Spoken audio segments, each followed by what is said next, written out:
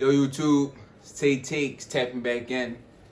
This video is going to be about Kevin Durant and his latest thing he has put out into the media. I mean, Kevin Durant has finally spoken once again since asking for the trade request, and the next things he had to say was, basically, he's willing to stay in Brooklyn and play for the Nets as long as they get rid of the coach and Steve Nash and the GM. I can't remember his name, but he wants both of them going.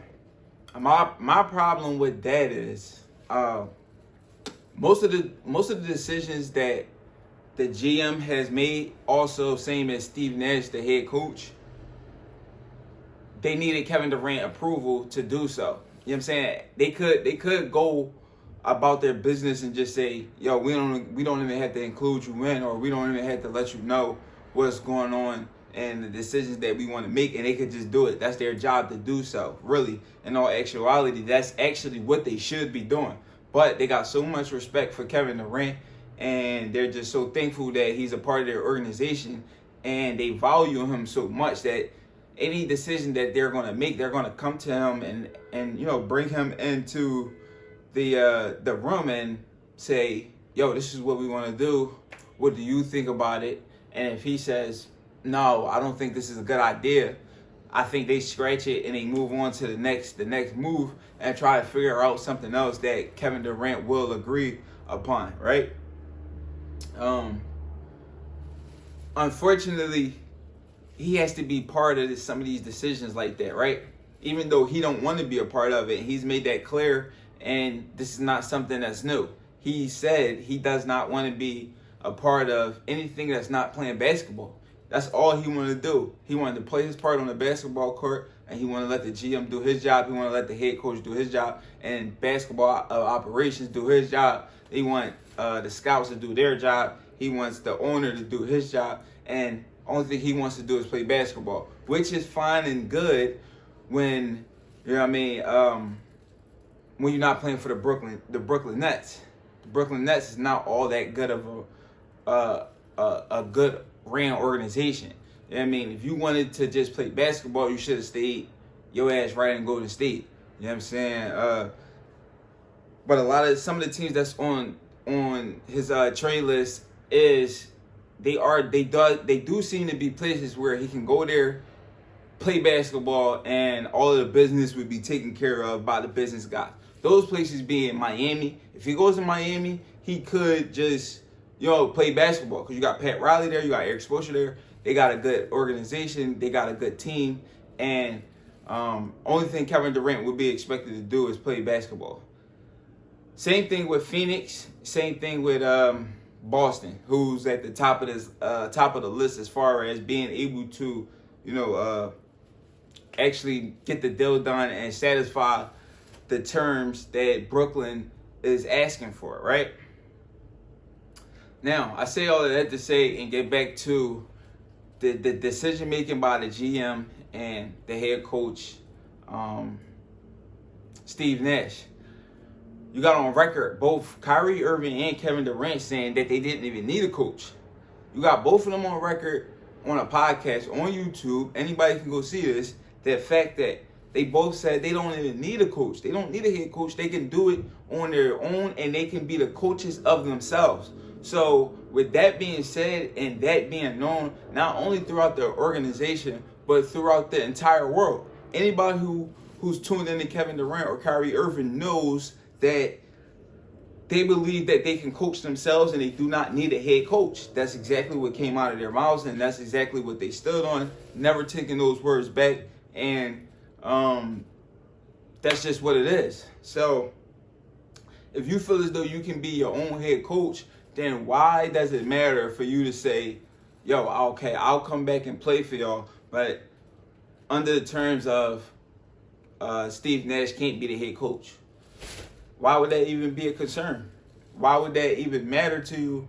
What does it matter what coach you have when you're going to be the coach of yourself? You know what I'm saying? And you said that. So that's a huge problem for me. That's a huge red flag for me. Just off the fact of it just says that Kevin Durant doesn't want to take any responsibility for what he played. And when it comes down to them getting eliminated and swept by the Boston Celtics in the first round, you know what I'm saying, and them coming up extremely short in a year where before the season they was projected to win it all.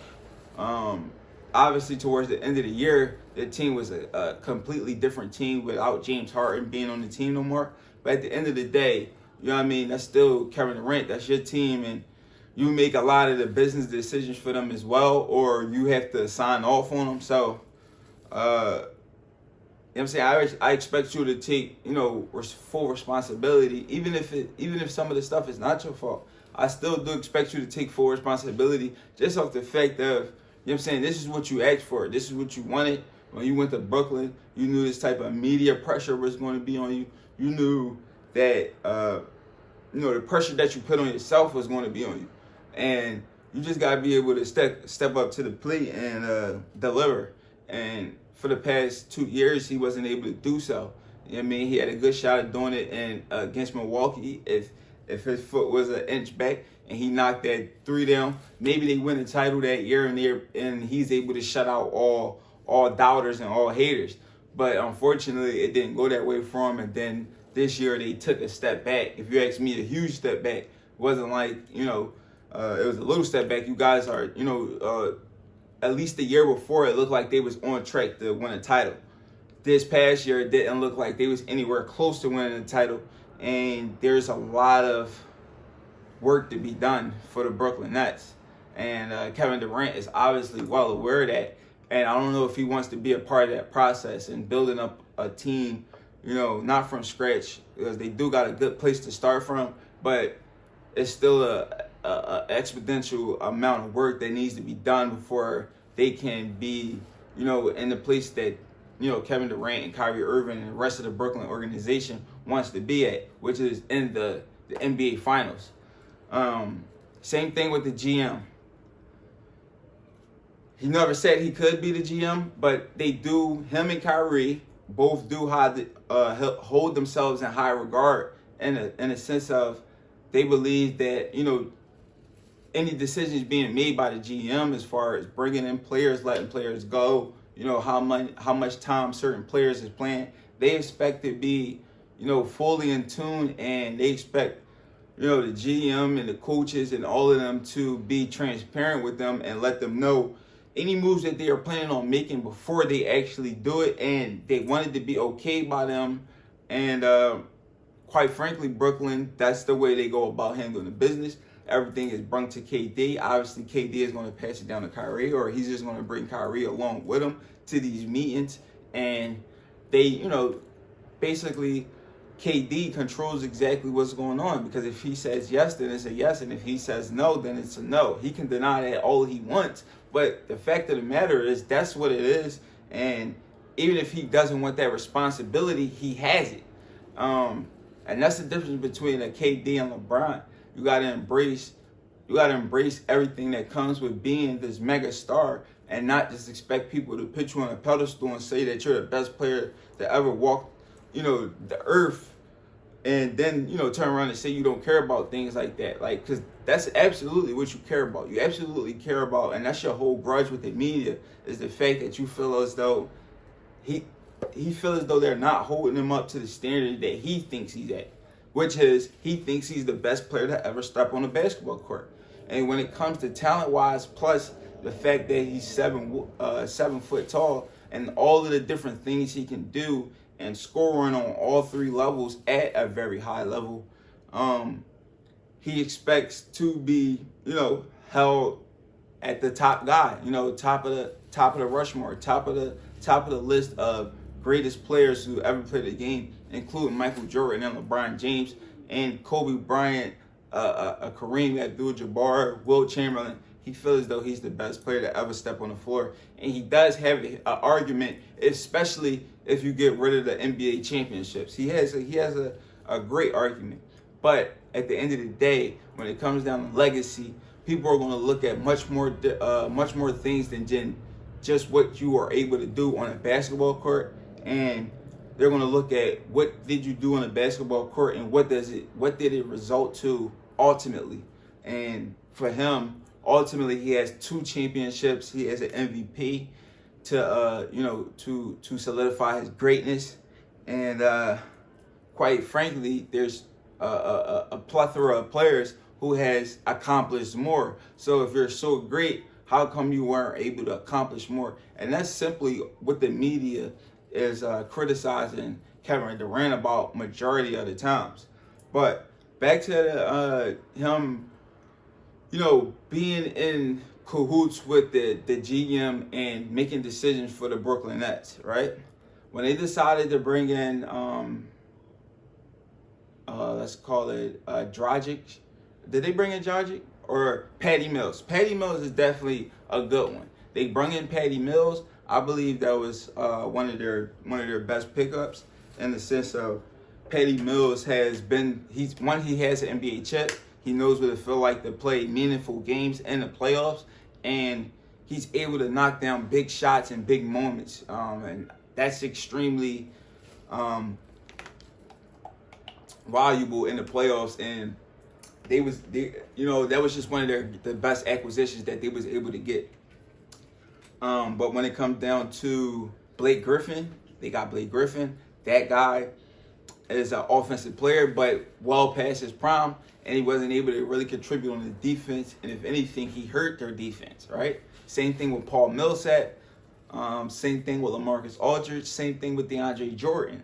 These guys are all guys who has a name and has solidified their imprint in the game, but guys who are past their prime and guys who aren't able to contribute at a high level anymore. So, although the GM was the guy who pulls the trigger on these moves, at the end of the day, like I said already, KD has to